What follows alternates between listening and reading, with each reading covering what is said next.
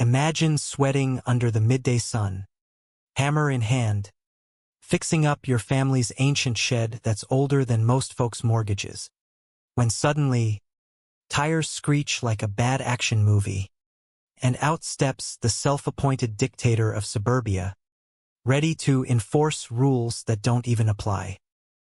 That's how it started for me.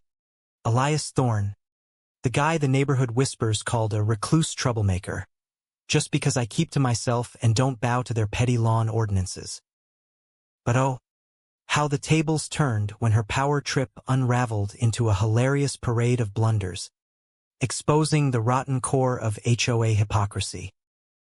I was knee-deep in sawdust, wrestling with a stubborn beam on my late grandpa's old toolshed out back, the kind of rickety structure that's been standing since the Kennedy era, long before this cookie-cutter subdivision sprouted up like weeds around it.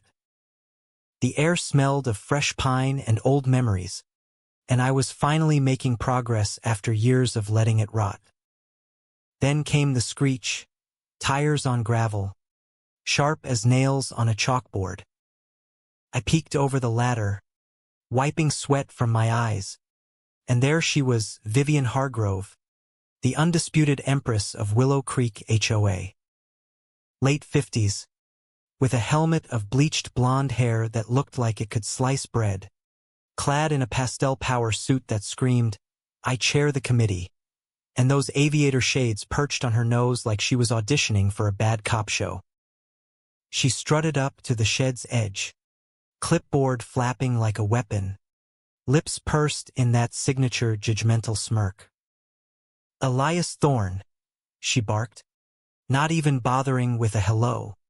"This eyesore of a building is in flagrant violation of HOA Code Section 14, Paragraph C, no modifications without board pre-approval. You're disrupting the aesthetic harmony of our community." I eased down the ladder, dusting off my flannel shirt, keeping my cool even as her words hung in the air like a bad joke. Aesthetic harmony? This shed was on my acre of land, inherited free and clear, sitting just outside their precious gated bubble. But Vivian had a reputation. The woman who once fined a family for excessive holiday lights because they clashed with neutral tones. I chuckled low, more to myself than her. "Vivian, this ain't new construction. It's a fix-up on what Grandpa built in '62. And last I checked, my property line stops your jurisdiction cold." Her eyes narrowed behind those shades, nostrils flaring like she'd sniffed expired milk. "Irrelevant. Any alterations must align with community standards. You've no permission slip from us." I leaned against the shed wall, crossing my arms. "Permission? For my own land? That's cute. I'm not in your HOA playground." She jabbed her pen at the dirt path leading in, the same rutted trail Grandpa carved with his tractor decades ago. "You use our maintained access road. That binds you to our rules. We're all about safety and uniformity here." Safety? The path was mine by deed, but she spat it out like gospel. I stared, biting back a laugh at how she twisted facts like pretzels. "That road is my easement, Vivian. Always has been. But hey, if you're so sure, why not call the pros?" Her face lit up like she'd won bingo. "Oh, I will." She whipped out her phone, dialed 911 right there, and launched into a monologue worthy of a soap opera. "Officer, we've got unauthorized building activity threatening traffic flow and property values." She parked her SUV like a blockade and waited, smug as a cat with cream. 20 minutes later, a sheriff's cruiser rolled up, lights off but authority on full blast. Deputy Ramirez stepped out, hat tipped low, eyeing the scene. Vivian was mid-rant, waving her clipboard. "This man's turning our serene neighborhood into an industrial zone." Ramirez turned to me. "ID, sir." I handed it over without fuss. "Sure." This land's family-owned for generations. Just restoring Grandpa's shed. No bells. No whistles. He glanced at the structure, then at Vivian pacing like a caged tiger. Got proof. I pulled out the folder I'd stashed nearby. Fresh from county records. Deeds. Surveys. The 1975 easement locking in my access rights. Boom. Road's mine. Vivian froze, her dramatic gestures halting like a glitchy robot. Ramirez scanned the papers slowly, then faced her. Ma'am, this checks out. Private property. Private road. No HOA say here. But standards, she sputtered, her voice cracking just a hair. He needs approval. Nope, Ramirez deadpanned. File civil if you want, but we're out. He tipped his hat and drove off. Vivian stood there, fuming, her perfect poise cracking like cheap veneer. She lingered in her car, probably plotting her next community service stunt. Little did she know, I'd been the quiet observer for years. Rumors called me antisocial after I skipped her mandatory block parties. But now, game on. The next day dawned bright, and I was back at it, nailing down fresh joists, the rhythmic thuds a soothing counter to the brewing storm. Then, a whine pierced the air, a drone, buzzing like an oversized mosquito. I shielded my eyes and traced it back to Vivian's McMansion across the cul-de-sac, where she stood on her deck, remote in hand, lips set in a thin line of determination. The quadcopter dipped low, cameras whirring, invading my airspace like a nosy neighbor on steroids. I waved casually. Starting a real estate side hustle. Vivian, or just practicing for Big Brother? No reply, just the drone zipping closer, hovering inches from my face, his props whipping wind. Back it up, I called evenly. That's trespassing tech. She tweaked the controls, letting it linger defiantly before recalling it. It wasn't footage she wanted. It was dirt, any speck to weaponize. By lunchtime, her escalation arrived. A county zoning van, emblazoned with official seals, crunching up the path. Out stepped Inspector Hale, a lanky guy in a polo shirt, looking like he'd rather be golfing. Elias Thorne? Complaint about illegal conversion to commercial space. Claims of retail setup, traffic spikes, even endangering local wildlife. I set down my saw, stifling a snort. Commercial? Wildlife? The only endangered thing here was some squirrels in the eaves. He sighed, tablet in hand. Mind if I inspect? Knock yourself out. He poked around, measuring, snapping pics, while I handed over blueprints and zoning docs proving it was AG-exempt heritage land. Back at his van, he scratched his head. Looks legit. Straight restoration. Dismissed. Let me guess, I said dryly. Anonymous tip from a certain HOA head? His smirk said it all as he left. From my vantage, I caught Vivian's curtains twitch. She was spying, her community watch turning into a farce. That night, I hit the county archives again, digging past the easement files. Vivian's overconfidence smelled fishy. Power-hungry types like her always had a hidden ace. With help from Clerk Mia, we unearthed a gem. 1,992 records showing the HOA's botched bid to annex my plot. Denied for lack of owner consent. Grandpa had vetoed it hard. They tried sneaking it in, Mia whispered. But it bombed.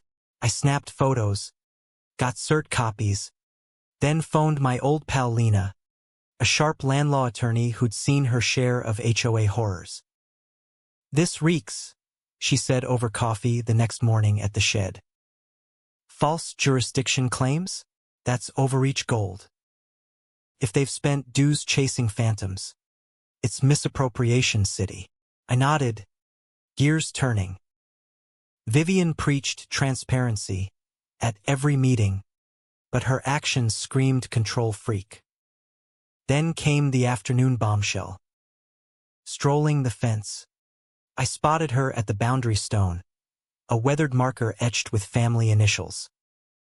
Crowbar in manicured hands, she heaved at it like a cartoon villain. I stepped out from the trees. Redecorating, Vivian, or just rewriting history? She jolted. Tool mid-pry. This is outdated. Misplaced for ages. Her voice pitched high. Defensive. Outdated? County GPS says otherwise. I held up my phone. Recording rolling. That's boundary tampering. A felony flavor. You can't prove squat, she hissed. I stopped the vid with a tap. Just did. Sheriff's getting a copy. She dropped the bar like it burned and huffed off, her dignified march turning into a waddle of defeat. At the station, I dumped the evidence plus Lena's legal breakdown. The deputy whistled. This ain't her first rodeo. Ha! 2 days later, official probe launched. Harassment, tampering, jurisdiction fraud. But Lena's financial dive? That was the mic drop. HOA ledgers showed $25,000 blown on bogus lawsuits against outsiders. All greenlit by Vivian Solo. No board vote. Personal vendetta on community dime, Lena grinned. Criminal. A week in. Subpoena hit for full books. Vivian went radio silent. Then a U-Haul appeared at her curb Saturday dawn. I watched from the roof as movers hauled boxes. Her on the phone. Frantic. Facade crumbling like stale cake. No goodbye wave from me. I dove back into work. The shed's new frame gleaming. Silence golden without her meddling symphony. Monday. Courthouse loomed like Judgment Day. Lena waited on a bench. Files crisp. Preliminary hearing. Prosecutors itching to nail discrepancies. We filed into the stuffy room. Wood panels whispering old secrets. Vivian sat rigid. Lawyer beside her looking defeated already. Judge Harlan, wiry with a no-nonsense mustache, banged the gavel. Prosecutor Diaz unloaded. Unauthorized spends. Fake claims. Board bypassed. Vivian's suit stood. Good faith error, thought jurisdiction held. Diaz shot back. Records deny annexation. No maps back it. Judge eyed Vivian. Board consulted? She fidgeted.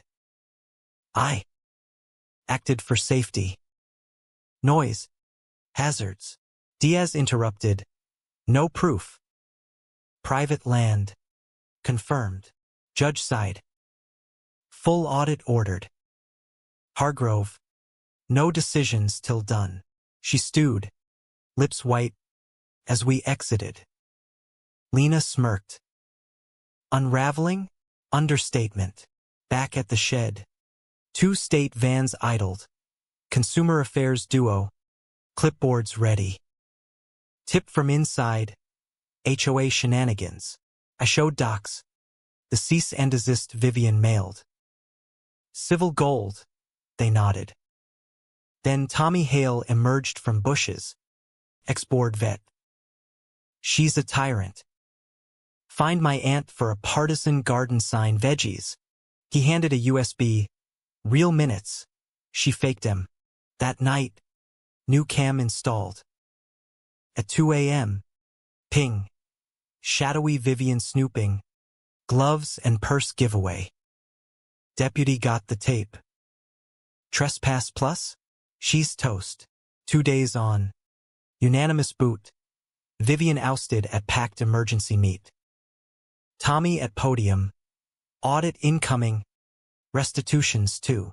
Murmurs turned claps. Prosecutors call. Charges filed. Fraud. Forgery. Trespass. Lena at the shed. Probation max. But she's done. I bolted the last beam. Good. Standing ground pays. She grinned. You sparked revolution. Footprints led to a new sign. Thorn Heritage Shed, 1962. Anonymous, but telling. The shed stood solid. A beacon. Lena rang as I locked up. Accountant found slush fund. $72K embezzled. Fake fines to her trust. I gazed at twinkling lights. Empire falls. Charges piled, fraud trio. Warrant dawn raid. Vivian cuffed. Tail. Boxes seized. Neighbors watched. Silent vindication. HOA notice. Arrest confirmed. Restitution pledged. Elections set. Week later, Marlene knocked. Envelope trembling. Thanks, $1. 800 in bogus fines gone. Cookies inside. Tears in her eyes. Community meet at library. Packed. Tommy vowing transparency. Fines back via seized funds. Class action nods. Post-meet. Lena, you could have quit early. Nah, home's worth fighting. Certified letter. Property exempt forever. Framed it by Grandpa's bench. Weekend barbecue. Neighbors free. Kids romping. Tommy toasting rights. Laughter echoed. Shed door open. Light streaming. Battle won. But tell me, folks, was Vivian the real villain? Or just a symptom of HOA madness that lets petty power corrupt the perfect suburb? Right or wrong? Drop your take below.